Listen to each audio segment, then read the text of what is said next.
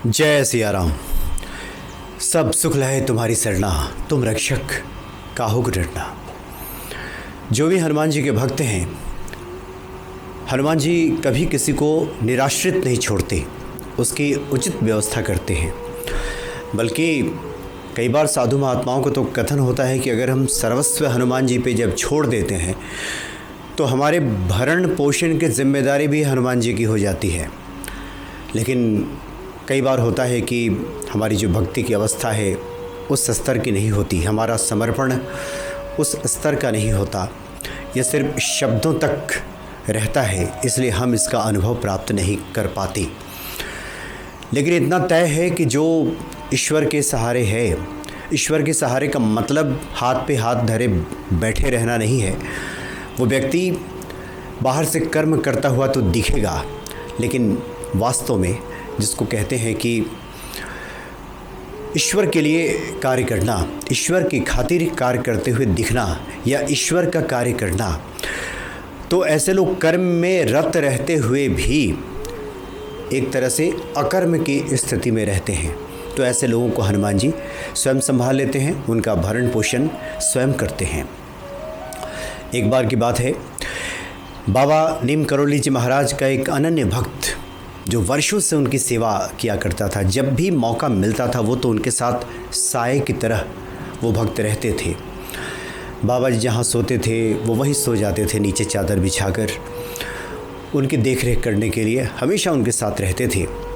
और वो मंगलवार का व्रत करते थे, हनुमान जी के अनन्य पुजारी। और वैसे भी जो बाबा जी के सानिध्य में रहे, हनुमान जी के प्रति भक्ति न बढ़ जाए ये तो हो नहीं सकता।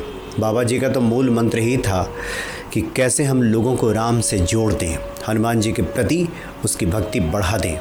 तो हनुमान जी के अनन्य भक्त वो थे, मंगलवार का व्रत करते थे। उनका नियम था कि एक बार सिर्फ दूध पीते थे, दिन में मिल जाए या फिर रात्रि में मिल जाए, कभी भी मिल जाए, तो मंगलवार को वो सिर्फ दूध का सेवन किया करते थे। मंगलवार का उनका व्रत था।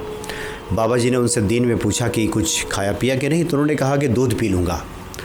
लेकिन किसी कारण से आश्रम में भीड़ भाड़ थी, दूध की व्यवस्था नहीं हो पाई, उन्हें दूध नहीं मिला।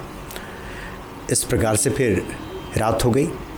रात्रि जब हो गई तो सब लोग जब सोने चले गए, उसके बाद बाबा जी ने उस भक्त से पूछा कि तुमने कुछ खाया पिया या दूध पिया है कि नहीं। तो भक्त ने सोचा कि बेकार रात में बाबा को क्या परेशान करना, तो उसने कह दिया कि हाँ उसने दूध पी लिया है, जबकि उसने दूध नहीं पिया था। लेकिन बाबा जी परेशान ना हो जाएं, इस भाव से उसने कहा कि हाँ बिल्कुल हमने दूध पी लिया है। लेकिन बाबा ने डपटते हुए कहा कि तुम झूठ बोल रहे हो, तुमने दूध नहीं पिया है। उनकी आवाज़ इतनी तेज़ थी उस वक्त कि पूरे आश्रम के लोग जग गए।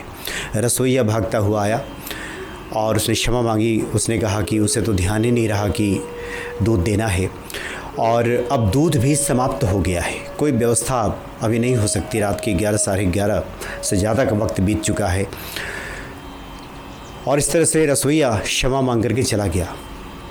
बाबा जी जिस कमरे में ठहरते थे उस कमरे की सिटकिनी बाबा जी ने बंद कर दी, भक्त को अंदर बुला लिया और कहा कि देखो अब तो 12 बज चुका है, 12 बजे के बाद अब तो बुधवार हो गया है, तुम प्रण अपना सूर्यास्त के बाद ही तोड़ोगे या अभी कुछ खाओगे? अभी तो तुम खा ही सकते हो, चूँकि दिन बदल गया है। तो बाबा जी ने इस प्रकार से पूछा कि भक्त ने कह दिया कि हाँ बाबा जी हम कुछ खा सकते हैं। लेकिन उसे ध्यान नहीं आया कि इस वक्त बाबा जी उसे क्या देंगे। रसोइये ने तो मना कर दिया है, कुछ है भी नहीं, लेकिन वो कहाँ से देंगे। तो बाबा जी के पास जो धोती थी, उस धोती के एक छोर को उन्होंने खोला और वहाँ से 5 पराठे और 2 प्रकार की सब्जी निकाल करके दे दी और कहा कि खाओ।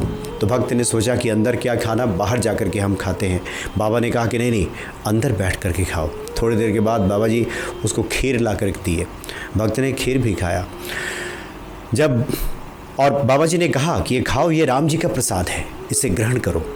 तो भक्त ने बड़े चाव के साथ उस प्रसाद को ग्रहण किया और बाहर वो जाने लगा पानी वगैरह पीने के लिए। तो बाबा ने कहा कि नहीं बाहर न जाओ।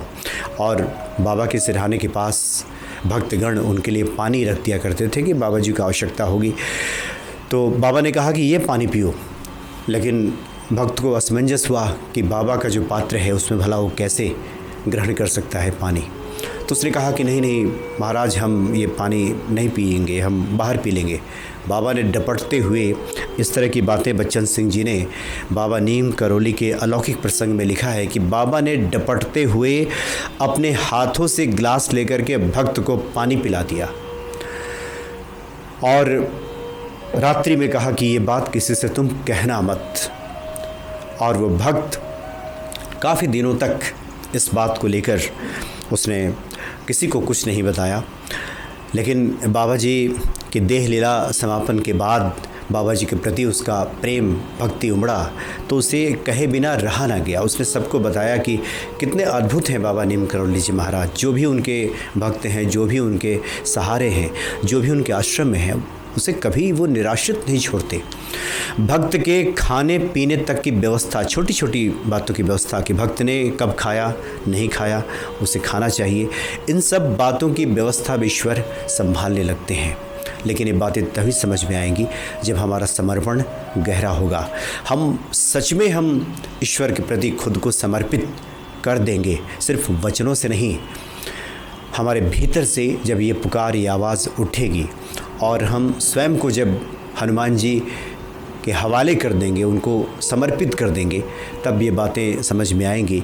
और उसके बाद तो फिर जिसको भगवान श्री कृष्ण ने गीता में कहा है कि मैं तो फिर भक्तों की योग और क्षेम का वहन करने लगता हूँ। उसके लिए क्या आवश्यक है ये भी देखता हूँ और उसके पास क्या कुछ है उसकी रक्षा भी करता हूँ। यानी भक्त का भार स्वयं श्री हनुमान जी उठा लेते हैं। तो बड़े दयालु हैं बाबा नीम करौली जी महाराज। और हनुमान जी तो संकट मोचन है ही, कभी भी अपने भक्तों को निराश्रित और ऐसे वैसे हाल में नहीं छोड़ते, उसका सर्वस्व संभाल लेते हैं। जय सिया राम।